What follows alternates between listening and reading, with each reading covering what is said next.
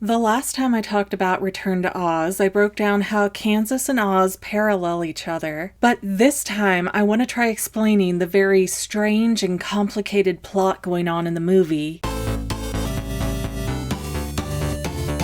Welcome back, friends and family members. I'm McGann, and this is the Fangirl, where we have to keep talking about Return to Oz. I just hate that this movie doesn't get celebrated like so many others do. I want to go to the store and find a Return to Oz shirt like I find Hocus Pocus shirts. But if you haven't seen the movie, kindly go back and watch my other video on it because I explain all the major plot points there. I guess, though, for all of you underachievers in the audience, I'll just let you know that Return to Oz is the sequel to The Wizard of Oz, except in Return to Oz, Dorothy is notably younger and Auntie Em signs her up to get electric shock therapy to forget about Oz completely. That's what happens when you won't shut up about your fandoms, boys and girls. Let Dorothy be a lesson to you all. Now, most of the Kansas-based stuff won't apply to what I'm going to cover here because I really want to focus on what's going on in Oz and why. And this movie is actually pretty cool because it references the old characters, but other than Dorothy, we have a whole new cast of characters and places and beings. So it's not just one of those sequels that rehashes what the first movie did, it's a whole new thing. So Dorothy arrives to Oz via the Deadly Desert, which is just what it sounds like, and it's a really clever way to keep outsiders from getting into Oz. And then Dorothy finds her old house, which was taken to Oz via the tornado. Except now, there's no Munchkin Land. It's just a broken up house in a lonely forest. Dorothy then finds the yellow brick road, but it's all torn up. I always used to wonder about both of these issues when I was a kid, but I think it has to all boil down to the Nome King. You see, despite being called the Nome King, he's actually not a gnome. Ha ha ha, clever clever, it's not spelled G-N-O-M-E. He's the N-O-M-E King, Nome. So either his name is Gnome or these fairies that work for him are gnomes, I don't know. In fact, the Nome King is really more like a rock fairy who can't even survive on the surface world, so he aims to destroy it. Petty much? Why yes he is. But how hard could it be to demolish a yellow brick road if you can move the rocks underneath the road? I mean, I've never tried, but I imagine it wouldn't be all that hard. Then, after the Nome King got a hold of the ruby red slippers, since Miss Dorothy can't seem to hold on to property, it just took a few clicks of the Nome King's heels and poof, all the munchkins are gone. And so are their structures, even though nobody else's homes seem to be demolished like that. Now, it does stand to reason that the Nome King would also destroy the Emerald City, and he does to a degree, but he definitely didn't eviscerate it like he did the Munchkin territory. Why not? Well, because of Princess Mombi. And I need to pause here because I know I usually say that the books and the movies are different universes, so you can't explain one with the other, and that still largely applies here, but there are other things that are just so vague in this movie that I had to go searching for clues. For instance, that Nome King is not spelled G-N-O-M-E. His name is never spelled out in the movie, so if you don't go look it up, you have no idea that it's different. So Princess Mombi seems to be several different characters just mashed together. But the curious thing about the name Mombi is that it belongs to the Wicked Witch of the North,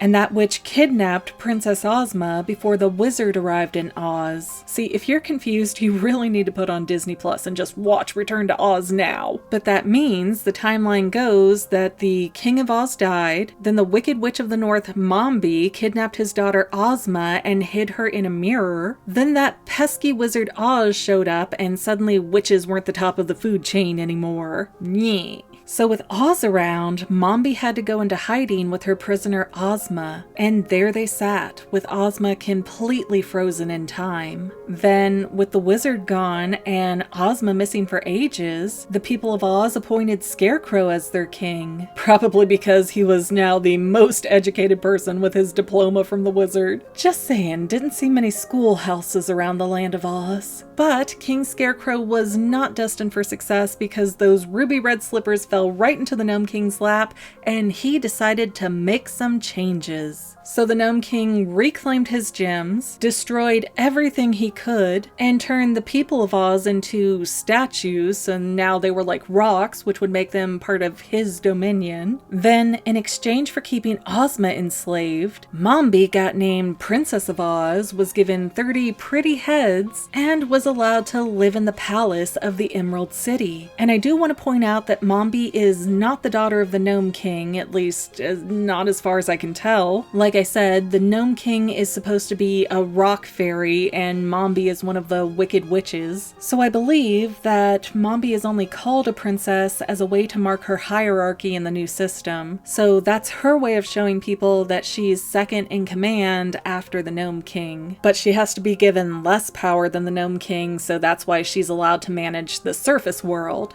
It's the Nome King's trash, he didn't want it anyways. And since the Nome King seems to have hang-ups about above grounders, it does make sense that he'd want a loyal subject that he could control running the show up there, but yet not be in a position to denounce the rock fairies because there's really no one strong enough to help Mombi at this point. Even if she did want to have a coup and liberate Oz from the Nome King, I mean, who would help her? There's nobody. Those wheelers are kind of slow and pretty worthless overall. They can't even throw a punch. I mean, come on, their greatest weaknesses are locked doors and unsmooth terrain. So yeah, those wheelers are never gonna stand up against the Nome King, who can make their pathway bumpy. Wheelers ain't no heroes. Anyways, at one point the Nome King makes a statement that when there's no one left who remembers Oz, he will become completely human.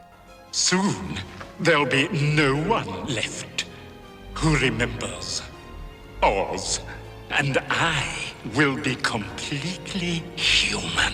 And then the movie entirely drops that plot point. I can't even find a trace of that anywhere else, and it's such a weird detail, especially when you realize that the more characters who turn into ornaments, the more human-like the Nome King gets. He goes from being a complete claymation sculpture to a guy plastered in gray paint, which is really well thought out, because that change slowly happens as each person enters his room and gets turned into an ornament. However, other than having this deep-rooted, jealous resentment of above-ground people, I don't know why or to what end the Nome King wants to become a human, especially since there's nothing up there for him to rule. Like, woohoo, I'm a real boy, and now I'm the king of nothing. Did he have a crush on Mombi? Was his plan to marry her? What was he gonna do? There's nobody left. But you know what? I think it's time for me to let you guys debate that issue in the comments. I've explained pretty much everything I can for these odd villains in Return to Oz, so let me know your thoughts. I might be overthinking it, but that's literally my job.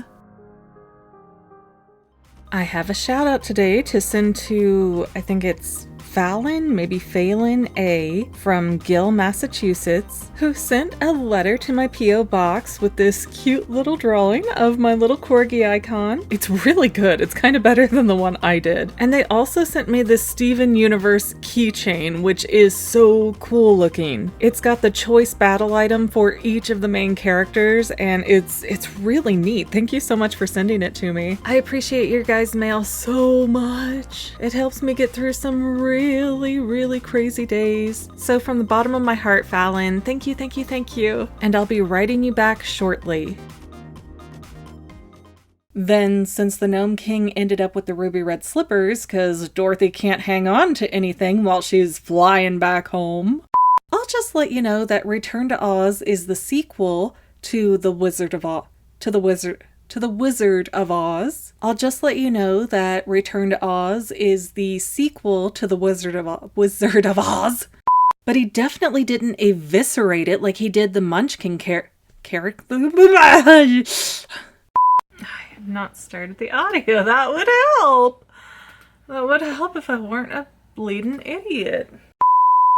Well, family members, we're almost done, but I want to invite you to hang out with me in some other places. I'm on Twitter and Instagram as my own personal self, and I have a Facebook page too, but I mostly just post photos over there. And sometimes people say, "Hey McGann, I want to mail you something. How do I do that?" Easy. Just click the About tab on my channel page, and my most current P.O. Box info will be right there. I also run another channel, The Family. It's really a hodgepodge channel where we might post anything. Oh yeah, and I also sell shirts and stickers and stuff with the Family and the Fangirl logos. If that is your cup of tea, I have a link in every description of every video. Finally, if you want to help out the Fangirl channel and make sure I'm putting out video essays for years to come, the best way you can help is by subscribing and watching more of my videos, whether they're new, old, whatever. Maybe even share one or two on social media, help spread the word. People who watch to the end of videos, like you, helps to tell the site, hey, this is a good video, we should recommend it to other people. So if you made it this far, leave me a comment of something like, hey, I made it to the end. Love ya.